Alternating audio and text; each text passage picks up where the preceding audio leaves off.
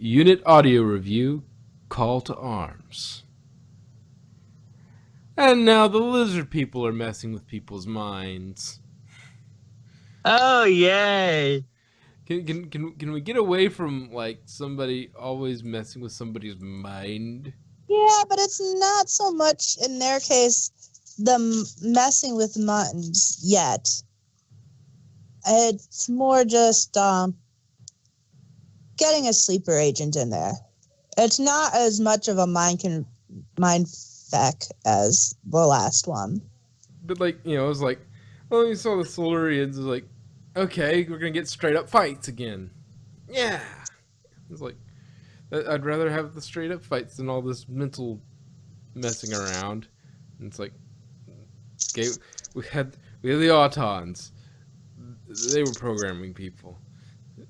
Shut down. We had the what were they called? Tengabushi? Yeah, Tengabushi, that were extracting people's brains. Silenced. We've got the silence. It's all they do is mess with people's brains. And now it's like, oh, okay, this is going to be a straight up fight with the Silurians. We're going to have some diplomacy, and that'll work it out. And eventually will have some diplomacy, but it's like, can we not? Can we not have, like, can we have just one series where nobody has, like, messing with people's brains? Can we get away from that?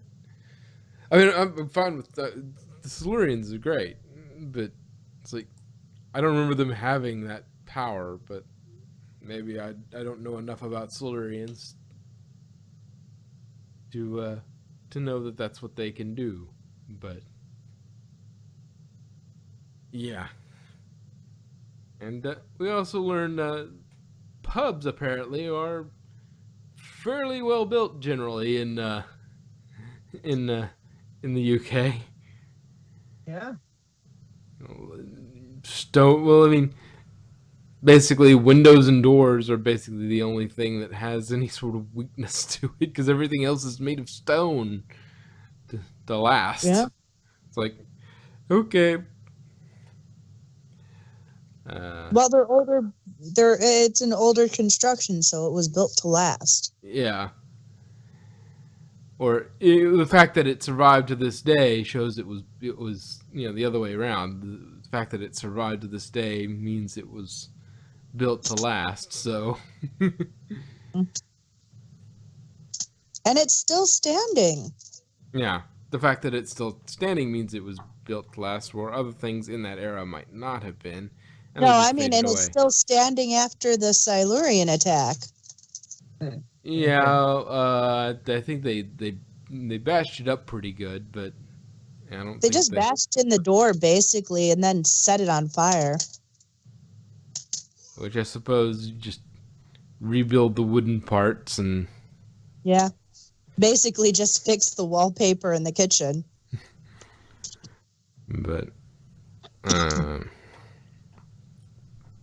see what else.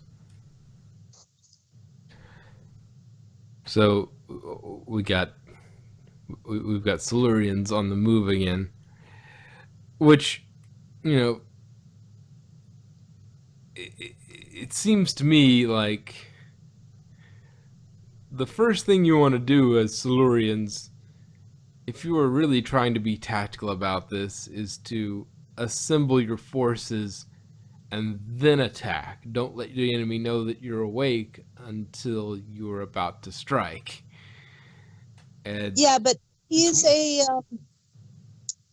Jastrock isn't that. He's a tactician, but he's not that great of one. He's one of those wannabe dictator types. And so, yeah. He wants to rule the earth and thinks that all humans are just stupid apes. Yeah. So he really underestimates humanity because they're just stupid apes. What are they going to do? Yeah. Which, and his first encounter with humans wouldn't have changed his mind. It's like, oh yes, Yeah. they have some weapons, but they're slug throwers, and they're, you know, there's only a handful of them, and they were in this primitive old building. Yep. What threat will they show? And then they come up to a city, and then the police come out, and well, it's going to get very messy. Hmm. Police in the the unit is going to show up with, a single platoon. It's like, I thought there were only a few humans. What is all this? It's like, Although they did try to make it seem like they all died out. That was part of why they blew up the base. yeah, but you think if they, if you have some, you would want to stop the fluctuations so that if the humans are poking around, you stay quiet until they leave, and then you start heading out. Because if they don't know that you're awake, they're not going. If they think, okay, maybe a few Now of they you think they're dead. survive. What? Well, not all. Some might be dead, but you don't. You should always, assume that some of them left, some of them got out. Whereas if they think they're all asleep, then they don't know that they're out. It seems to me the whole, that's it's drawing way too much attention to a plot that's unnecessary. If you just quietly leave and don't fluctuate the power too much, you see the humans. But fluctuate the power. What? The power fluctuation wasn't there. Okay, They weren't doing it on purpose. It happened when they woke up. Yeah, but they could just pretend not to have woken up, wait for the apes to leave, Well, slipped out. Jastrock figured he'd just wipe them all out. Yeah, which, again, why his tactics are flawed. And this is, I'm not saying, well, he couldn't have done that. And it's like, no, this is what, if he was being tactical, he would have done, but he's being an idiot. Or at least way overconfident and way underinformed. Yeah, well. It's like, yes, you may have superior technology, but the apes are, there are a few more apes than you. Yeah. And they have technology enough to deal with you. We have nuke. Well, you wouldn't even need that. It didn't sound like there was a whole heck of a lot of them. There's only a couple thousand. Yeah, so, they start marching out anywhere. Oh yeah, they're There more than that around the world. But the ones that woke up and that are under his command. Yeah. It's like, yeah, just haha, they run away from us on the battlefield. What's that? Boom. And there's a couple thousand dead right there. It's like, yes, but he's just stupid cocky the entire time. He's like, these stupid primitive apes sear their meat. And then it's like, the door's not even locked. Those idiots. But it's jammed. Putting bedding under their door? What the hell's wrong with these stupid primitives? Ah! Yeah, so I mean,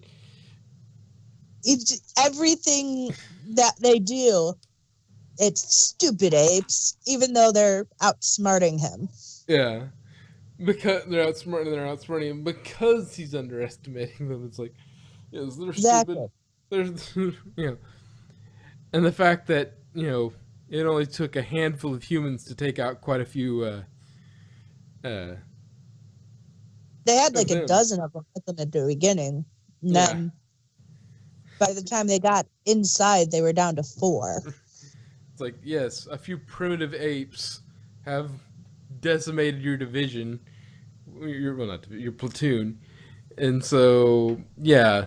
And these aren't even, like, only one of them is actually, got a decent weapon, Mm-hmm. and they still hold out against you with no ammunition. That's because they MacGyvered the whole thing. Yeah, but still, I mean, those stupid apes held out against you with no ammunition after probably going about, one bullet, one shot, one kill, basically for most of it. It's like, yeah, and these aren't, and not And she's not. not even a soldier. Yeah, that was my next thought was, and she's not even a no talking bad about Kate Stewart, but she's No a talking scientist bad. first. She's a scientist first, a soldierish kind of second. She's got the skills to fight, but she's a scientist first, and then the rest are retired unit. It's like, You have 2 scientists and a bunch of old people. yeah, it's like if any of the if they had been accompanied by Carter or anybody, it at the time, that unit wouldn't have lasted because they would have actually packed ammunition. Mm-hmm. It's like, oh yes, Well, I've it's got, supposed to be just a scout mission. yeah, They were just there to see what's causing the fluctuations and see if they could help. yeah, They were to help. yeah. Well, I'm just saying, if by chance they'd gone, you know what, let's take one escort with us. It's like one tactical person just in case. It's like, okay, and he's got, he even if he's going to just scout, I've got to imagine with the sort of preparation that unit takes for everything, Carter would have a couple weapons, enough ammo. That little platoon he brought wouldn't have lasted. Yeah, no. It wouldn't have been.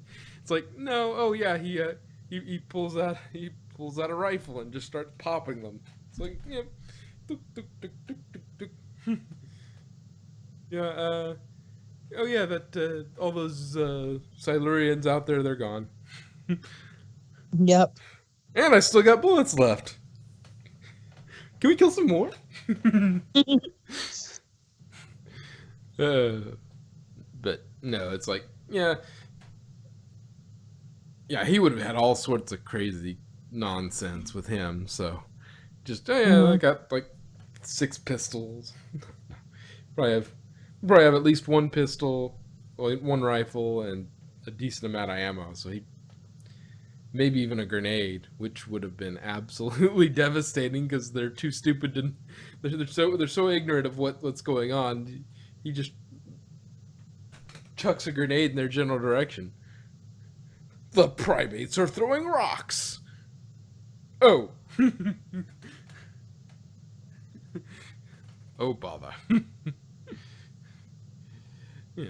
And just. Yeah. The fight wouldn't have lasted long had they had any well-armed tactical personnel. Yeah. Yeah. 1 would have been sufficient. Given that Kate Stewart was managed to kill as many as she did with a pistol and and 1 magazine of ammo, 1 tactical person would have been enough to stop that entire platoon. But yeah, and we get Bessie. We get Bessie. That was what, third Doctor. Third Doctor's car. They were all primarily Third Doctor in this. I mean, they were around through the entire thing, but they originated with the Third Doctor. Okay, so these aren't just people they conjured up. These are actually characters from that era. Well, 2 of them were conjured up. Okay, and one of them But wasn't. the other 2 weren't. Okay. Mike Yates and John Benton were the were with the Brig from the very beginning. Not true. Mike Yates came in, I think, like 2 or 3 episodes after the fact, but they've been around since the Pertwee era. Yeah. Actually, no. They've been around since the Troughton era. Damn. But Pertwee was, He was stuck because- on Earth for a while. because So he was stuck on Earth, they basically became companions. yeah. Unit became the Doctor's companions. Yeah.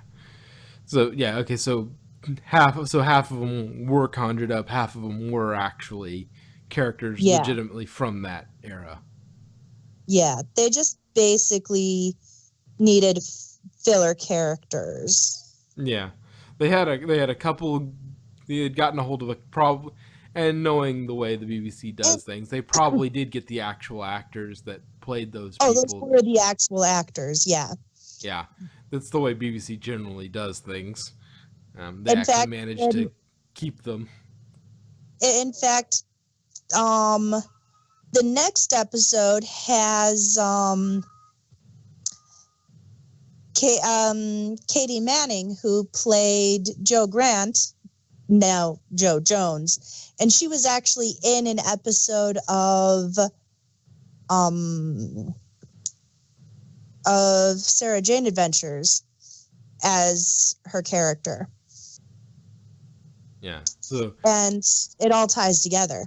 yeah, outside of Eccleston, the Doctor Who family tends to stick together, and they tend to show Yeah. up when they're called on. And the old unit stories, because this is the new Unit Adventures. Mm-hmm. Before the new Doctor Who series started in 2005, they actually did have a series of unit stories. And they actually had Nicholas Courtney in it, who played the Brigadier. Oh, okay. The Brig. The Brig. Everyone loved the Brig. That's why Kate is so well respected, because of her dad. Yeah. And yeah, I haven't seen the Brigadier much, but he kind of strikes me as a little bit of, to a certain extent, not to the ridiculous extent that they did it, but it's getting too silly, right? Yeah, very stiff upper lip, very. He's very much a Picard type. That stern and strict when he has to be, but at the same time knows how to be a kind and knows how to put his people first. But yes. Yeah, outside of Eccleston, that story is a little deeper. But Yeah. outside of him, basically, if they want somebody from old Doctor Who, Who's still alive. Who's still alive, they can usually get a hold of them. Oh yeah. As long as they're alive, they can usually get a hold of them. Fraser Hines has done a lot of audios. And in fact, it's really awesome because he does a really amazing Pat Troughton impression. So when he's doing his audios, he actually does Pat's voice too in it. So you get to hear Troughton, even though Troughton's been dead since like the 70s or 80s, something like that. So that's a nice treat. Yeah. So Helios Prime is an amazing one to listen to. Just suggesting. but, Big Finish does great work. Yeah, I suppose that's what's nice about it, is like you can get that sort of thing going. You can have you have a network of people that are sort of tied together enough that you can usually get pretty much whoever you want to come back and do stuff. And actually, the reference to Mrs. Benton isn't from this TV series. It's from another audio. Yeah. But yeah, I don't know. Yeah. I haven't listened to that one either. I only know that little tidbit from the behind the scenes. At the end of this disc. So, I wonder what's going to happen to you know who, Who? Mr. Plastic Bones, because he always Oh, gets the gosh. crappy end of the stick. Yeah, it does seem like Josh gets the short end of the stick all the time, doesn't it? He's been mind controlled twice. He actually it was Osgood that got the crappy end of the stick on Shutdown. Osgood was the one who got screwed over on Shutdown. Mm-hmm. But no, Josh is just a tertiary character in this one. Okay. Oh, any other thoughts on this episode? No. Just wait till the next one. You get to meet Joe. All right. Gotta love Joe Grant. Anyway, I guess we'll call that the end of the review.